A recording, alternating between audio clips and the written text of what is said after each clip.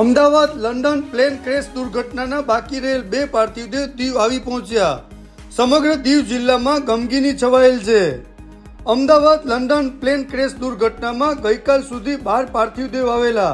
આજે બાકીના 2 પાર્થિવ દેહ ચંદુભાઈ ભગવાને દગાચી અને શાંતુભાઈ ભીખા પટેલવાડી આવી પહોંચતા બંને ઘરોમાં કરુણ દ્રશ્યો સર્જાયા। અત્યાર સુધીમાં આ સમગ્ર પાર્થિવ દેહ દીવ આવતા અને તેમના સ્વજનોને આ પાર્થિવ દેહ દીવ પ્રશાસને પહોંચાડ્યા। આ દરેક દિવસ અને દરેક સ્તરે પ્રશાસનના એડીએમ વિવેક કુમાર સાહેબ, મામલતદાર ધર્મેશ દમણિયા સાહેબ દરેક સમયે પરિવાર પાસે પહોંચી અને સાંત્વના આપતા અને છેલ્લા સમય સુધી તેમની સાથે રહેતા અને દુઃખમાં ભાગીદાર બનતા હતા।